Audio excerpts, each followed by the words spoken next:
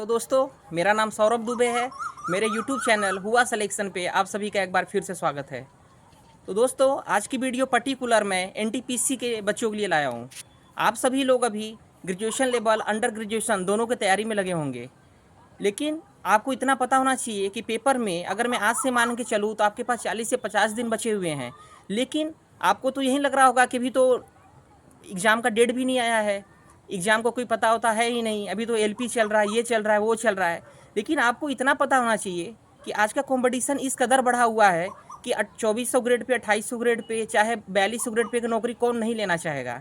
और आज के डेट में जितने भी रिपीटर पड़े हैं उसके बारे में तो आप सभी को पता ही है। तो मैं उन लोगों के लिए बात कर रहा हूँ आज कि जिनका नंबर 45 से लेकर 65 के बीच में वो स्टक है, मतलब फंसे हुए हैं, उनका नंबर बढ़ नहीं रहा है।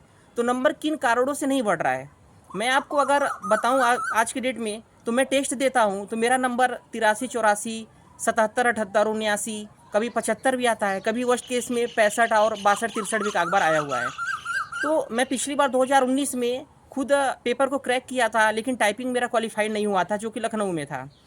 अगर मैं आपके लिए चीज़ों को बताऊं सही ढंग से, तो आप मैथ रीजनिंग जिसका भी नहीं तैयार है अभी भी, वो 40-45 दिन में 3 से 4 घंटा ज़्यादा से ज़्यादा समय मैथ रीजनिंग का दे, क्योंकि वही एक स्कोरिंग टॉपिक है।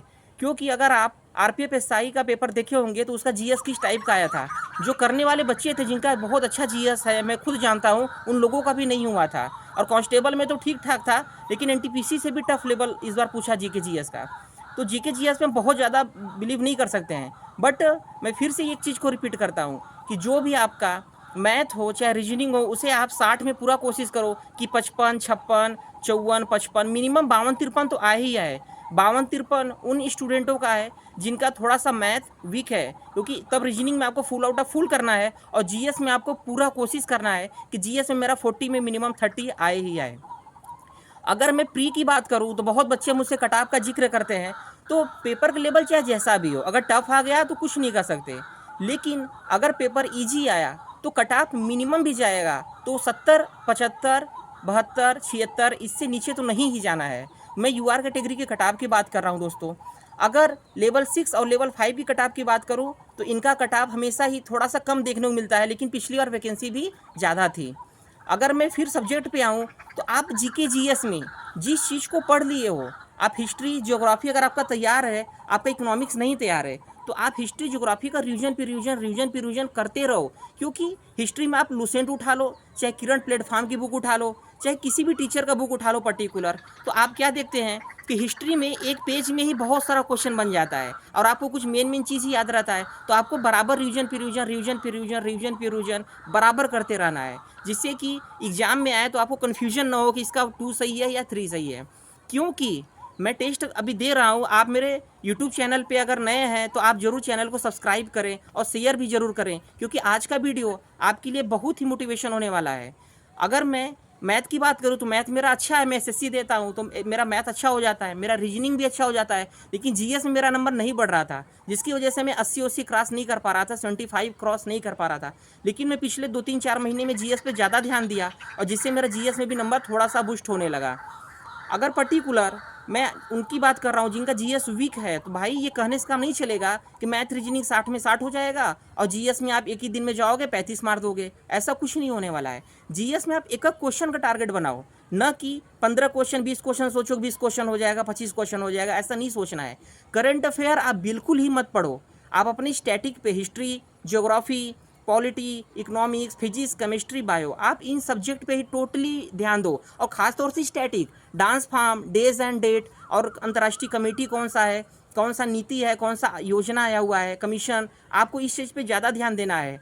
और स्टैटिक बुक के लिए नियॉन पब्लिकेशन की बुक को मैं बिल्कुल फॉलो कर रहा हूँ, आप भी अच्छे से फॉलो करिए। लुसेंट के जो पीछे का पार्ट है मिसलेनियस, उसको भी फॉलो कर रहा हूँ। और साथ साथ आप मेरे साथ टेस्ट दीजिए, क्योंकि टेस्ट का एनालिसिस में जितना मार्क्स आपका गेन होता है उतना किसी भी तरीके से नहीं होता है। आप उसका एक नोट्स ज़रूर से बनाइए टेस्ट देते समय।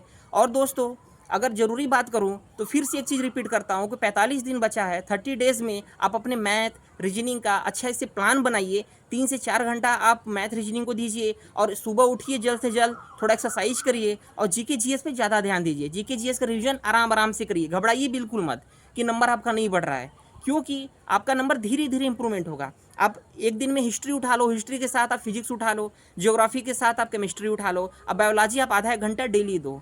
ठीक है दोस्तों, मैं अगर लास्ट टाइम में अगर चीज़ों को बताऊं तो लास्ट टाइम में आपको ज़्यादा से ज़्यादा रिवीजन करना है, ज़्यादा से ज़्यादा रिवीजन। जिनका भी 65-70 नंबर आ रहा है वो जीके जीएस पे ज़्यादा ध्यान दे, क्योंकि मैं उम्मीद करता हूँ कि आपका मैथ रीजनिंग में नंबर अच्छा आ रहा है। लेकिन जो बच्चे 55 से 60 मिनट पे फंसे हुए हैं, 55 से 60 क्वेश्चन पे फंसे हैं और उनका नंबर काट पीट के 50, 52, 53 आ रहा है, तो ऐसा नहीं कि आपका तैयारी नहीं है, लेकिन आप क्वेश्चन को गलत ज़्यादा कर रहे हो।